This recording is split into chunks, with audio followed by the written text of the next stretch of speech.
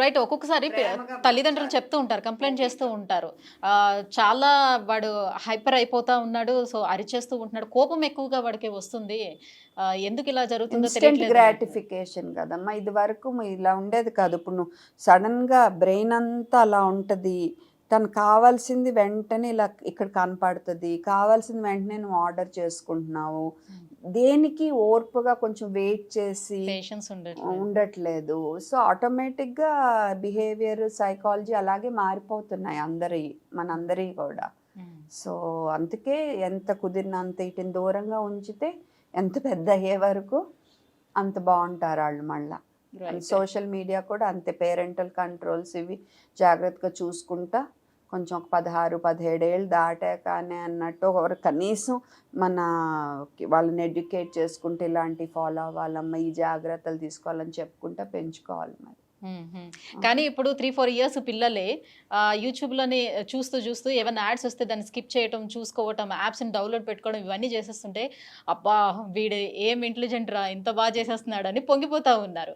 So ఇది కంప్లీట్గా addict అయిన దానికి ఇది ఫస్ట్ స్టేజ్ అని అనుకోవచ్చా? అంతేగా, మీరు పొగిడేస్తే ఇంకా వాళ్ళు మురుసుకుంటున్నారు.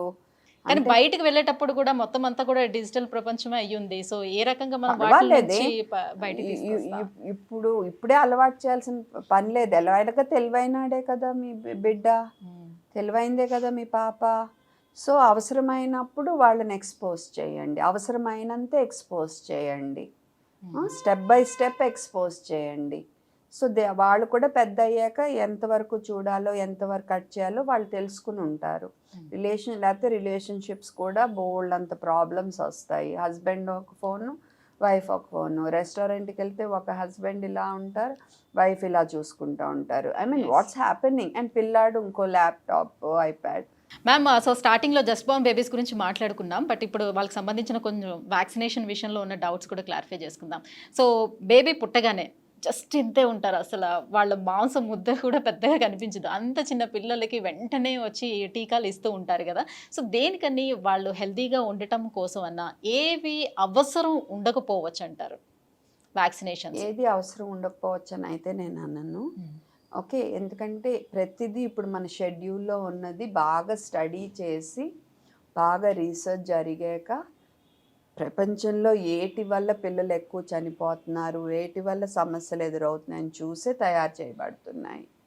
కాబట్టి అందులో కూడా కొన్ని చాలా అవసరం, కొన్ని హైలీ రికమెండెడ్, బట్ మీరు ఆలోచించుకోండి అన్నట్టు ఉన్నాయి. ఇప్పుడు టైఫాయిడ్ అనుకో, రికమెండెడ్, కానీ సరే టైఫాయిడ్ వస్తే అప్పుడు మందు ఇచ్చుకుంటాలే అనుకునే వాళ్ళు ఉండొచ్చు, పోనీ ఆగుకుంటే ఆగండి. పోలియో అనుకో, పారాలసిస్ వచ్చాక ఏం చేస్తాం? చేసేదానికి ఏముంటుంది, లేదుగా. సో మరి అది కంపల్సరీ కిందే తీసుకోండి. ఓకే, ఇప్పుడు టెటనస్, ధనుర్వాతం వచ్చిందంటే చనిపోయే ఛాన్స్ చాలా ఎక్కువ. దానికి ప్రివెన్షన్ ఒక చిన్న ఇంజెక్షన్తో అయిపోయిందిగా. 6 వారాలు, 10 వారాలు, 14 వారాలు, సంవత్సరంన్నర, 4 నుంచి 5 సంవత్సరాలు, 10 సంవత్సరాలు, 15 సంవత్సరాలు. ఆ తర్వాత నుంచి 10 సంవత్సరాలకు ఒకసారి ఇమ్మని అంటారు. ఓకే, సో మరి అది బెటరా, ప్రాబ్లం వచ్చాక ఫేస్ అవ్వటం బెటరా? ఇంగ్లాండ్లో ఒక సైంటిస్ట్, డాక్టరు ఏదో ఒక చిన్న స్టడీ రిలీజ్ చేసి రాంగ్, అది ఫేక్ అని ప్రూవ్ అయింది. వ్యాక్సిన్ వల్ల MMR వల్ల ఆటిజం అని మొదలు పెట్టేసరికి ఇంకా అందరూ అలాగా ఎమ్మటి పడ్డారు. మొన్నమ్మ 2 days క్రితం ఆ ఫ్యామిలీలో 6 ఉన్నారు. ఓకే, ఒక్కరికి వ్యాక్సిన్స్ వేయించలాళ్ళు, చిన్న ఆఖరి బిడ్డకు ఆటిజం. అదే రోజు ఇంకో ఫ్యామిలీ 2 పిల్లలే వ్యాక్సిన్స్ వేయించలా, ఒకళ్ళకి ఆటిజం. మరి దీన్ని ఎలా ఎక్స్ప్లెయిన్ చేస్తారు? దీని గురించి బోల్డంత రీసెర్చ్ జరుగుతుంది, కారణాలు ఏంటనేది కొన్ని హైపోథెసిస్ ఉన్నాయి. కాదు, దాంతో ఏమవుతుంది, కొంతమంది భయపడి వేయించట్లేదు. వాళ్ళు ఏమంటున్నారు, మా బిడ్డలకి ఏం జబ్బులు రావట్లేదుగా అంటున్నారు. వాళ్ళు అర్థం చేసుకుంది ఏంటంటే, వాళ్ళ బిడ్డకి ఎందుకు రావట్లేదంటే వాళ్ళ చుట్టూ ఉన్న బిడ్డలు ప్రొటెక్టెడ్.